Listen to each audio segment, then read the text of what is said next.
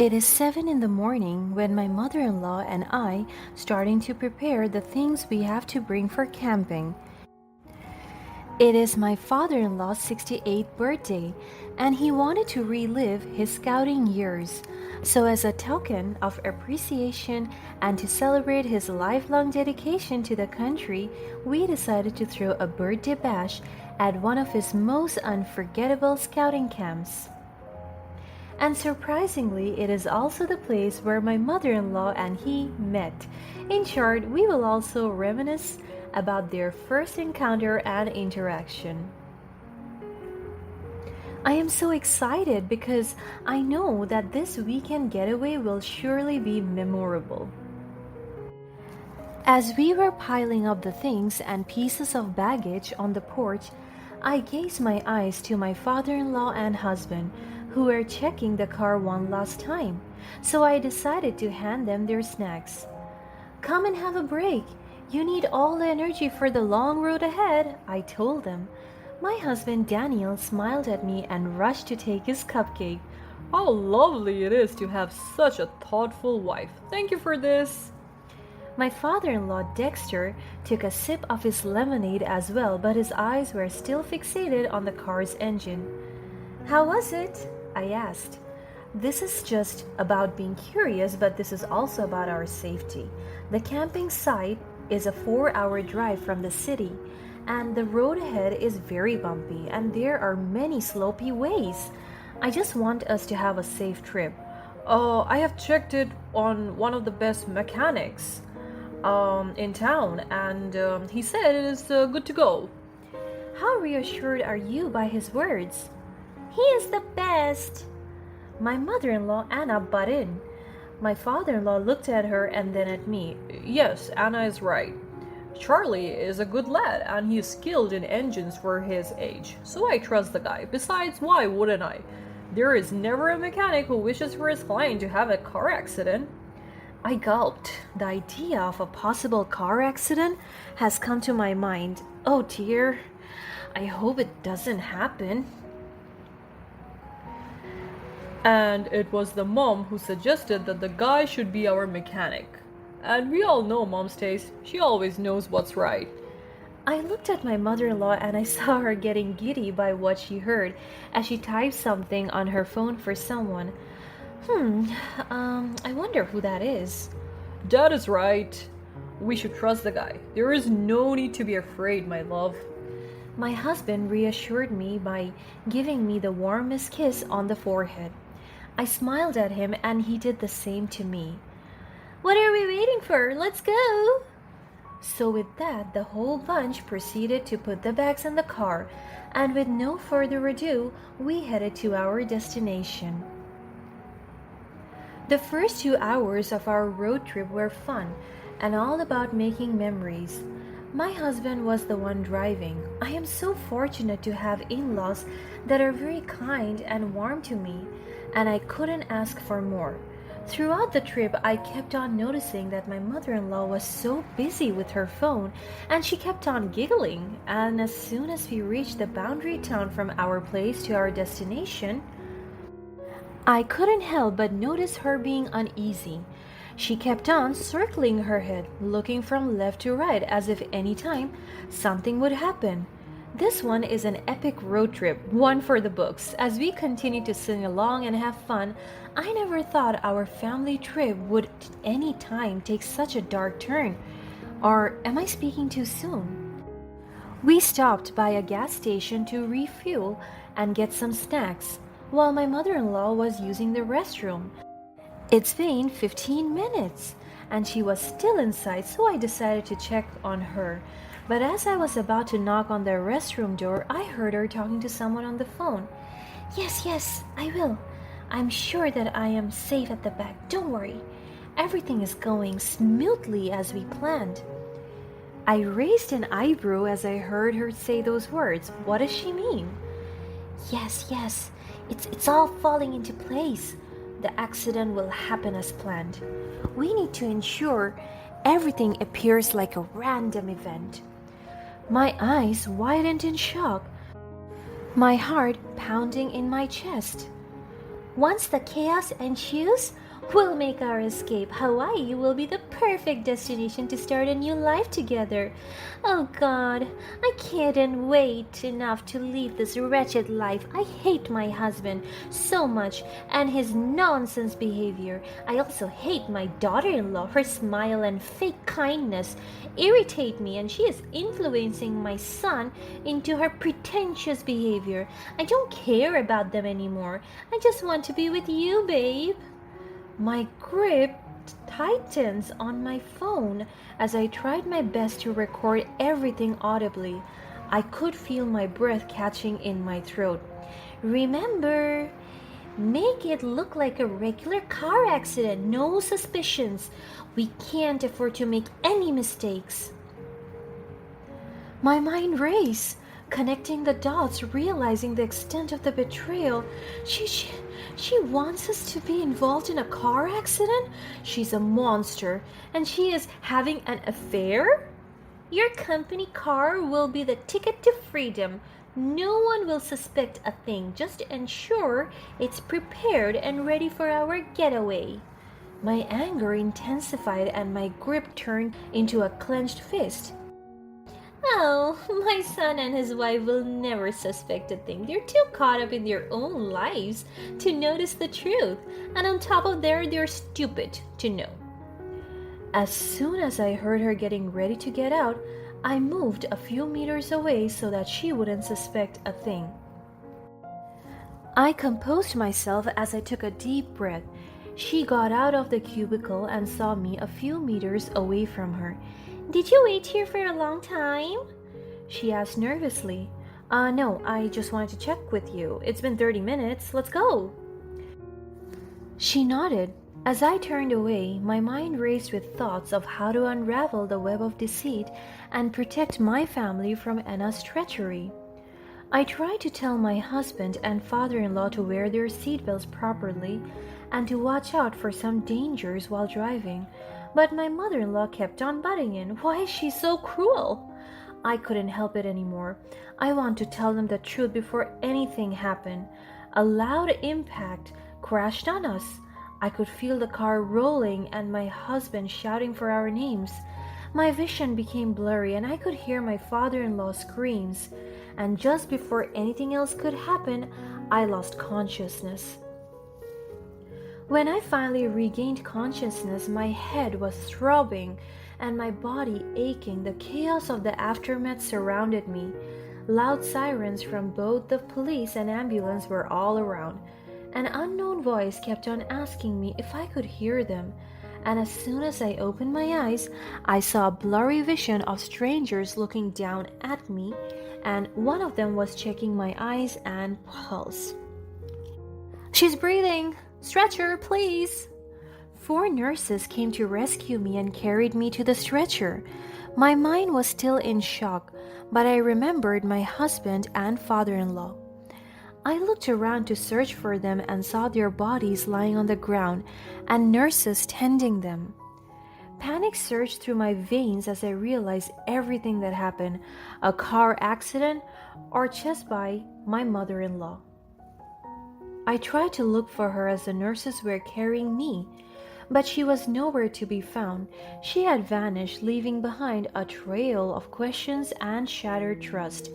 The next thing I remembered was that I was rushed to the emergency room. Nurses came to attend to me and checked on me, and after that, I lost my consciousness again. I opened my eyes once again and I found myself lying on the hospital bed. I looked beside me and I saw my husband sleeping, bandages and stitches all over his arms and legs, while on the other side of my bed was my father-in-law. My eyes were filled with shock as I saw his head bandaged and his left leg bandaged and hanged. I couldn't help but cry as I saw them both suffering. I remembered the 2 of them sitting in front. This explains the impact of their injuries. I looked at my body and minimal signs of injuries were found, but my head was throbbing with pain and I saw a big bag of blood injected to me through an IV.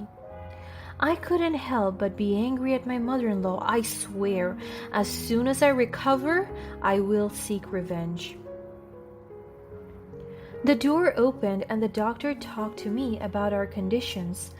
I was lucky that I was able to survive the crash with minimal injuries, but my body was very much in shock due to the heavy impact, and that's why I have to rest.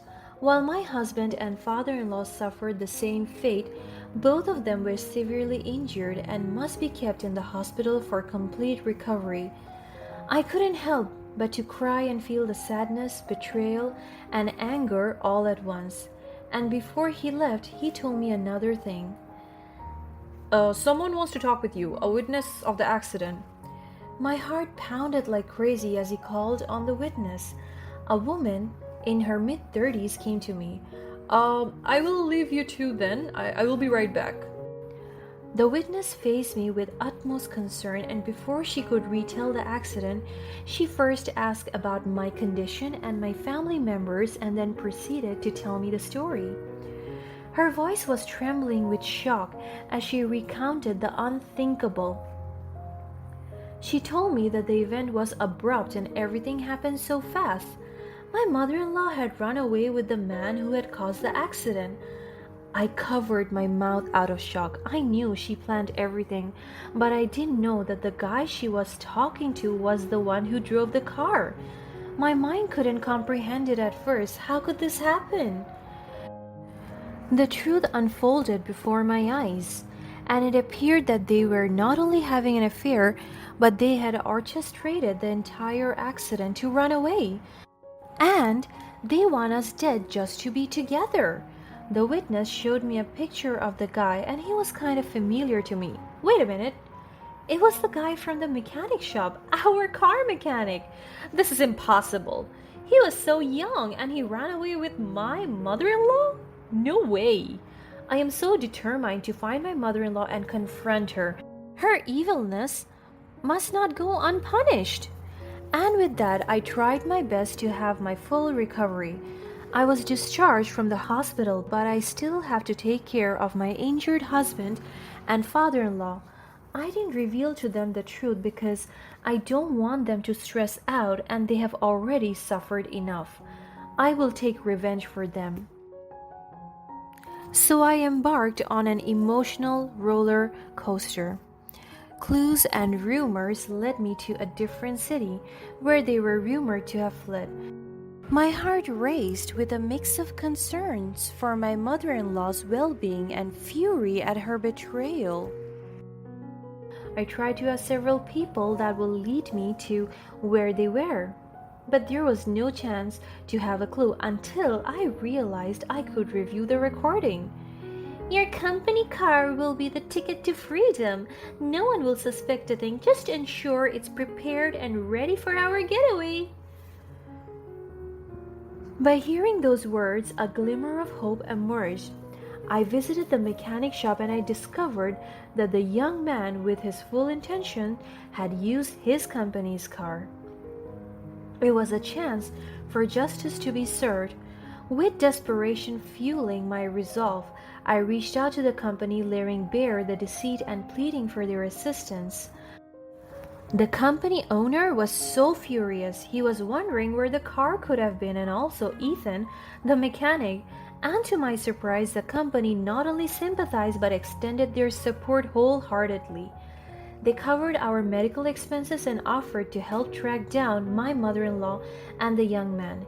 They even enlisted legal aid to ensure that they faced the consequences of their actions, both on us and their company. The company hired investigators, and with their resources, we closed in on their location. A daring plan took shape, allowing us to confront them and bring them to justice. The company owner wanted the operation to be smooth and unsuspecting, so we posed as car dealers, me and the company owner, and lured them with a false promise of winning a car. We wore a disguise costumes. As soon as we arrived at their location, I knocked on their front door, and my mother-in-law opened the door, her hair messy and her clothes just worn, and the young man followed behind her and wrapped his arms around her waist. The sight of it nearly threw me off. Congratulations! You have won our grand prize, a brand new car. A car? But we didn't enter any contest. I smiled at her as genuinely as I could. That's what makes it even more exciting. You have been randomly selected as our lucky winners. Anna looked around, checking if someone was with us, but she saw no one. Ethan, her lover, responded us. This seems too good to be true. Are you sure it's not a scam? Absolutely not. We are a reputable dealership, and this is our way of giving back to the community, I reassured them. My mother in law and her young man exchanged glances, their curiosity piqued. I tried my best to control my temper. I want to drag them so badly. The horrible things they did were flashing back in my mind. They have to be punished. My heart hurts every time I remember the faces of my husband and father-in-law, and it was supposed to be his birthday. He's already old and he doesn't deserve this kind of cruelty while his wife is here living in sin. Well, if it's true, we could use a new car. She smiled flirtatiously at her lover. With composure, I led them towards the car. Step right this way, your prize awaits you outside. Anna and Ethan cautiously approached the car, their excitement mixed with a hint of apprehension. As they reached the vehicle and opened the doors, the lights in the warehouse suddenly illuminated as it revealed the two police officers. The other authorities arrived swiftly, ensuring they were apprehended. The weight of their betrayal and deceit had finally caught up with them. Justice was served. Surprise, Anna! It's time to face the consequences of your actions. As I said those words, I removed the disguise as well as the company owner. My mother-in-law panicked as she saw me. Ella, what is this? Please let us go. We didn't mean any harm. It was a mistake. You betrayed your family, Mrs. Anna. They trusted you, and you, Ethan? I have mistaken you for a skilled and decent man. You're nothing but a criminal and a thief.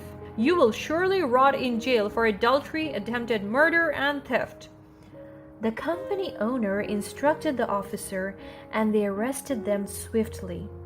You are both under arrest for your involvement in the premeditated accident and subsequent crimes.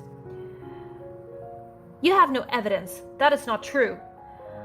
I threw to the ground the transcription of the recording and his picture captured by the witness, as well as the injured photos of my husband and father-in-law. Let's see each other at court. Ella, I'm sorry. I never meant for things to end like this. My mother-in-law held the hem of my dress and kneeled. Have you lost your mind? You allowed a terrible thing to happen to us. Your son and husband were fighting for their lives. Even me, your daughter-in-law. You wanted us dead? Sorry. Won't change the pain, damage, and trauma you've caused. You'll face the consequences of your actions. The police officers handcuffed my mother-in-law and her young man, leading them away while I watched them with a mix of relief and sorrow. I want to go back to my family and tell them that justice has been served. In the aftermath of the ordeal, my family faced the difficult task of healing.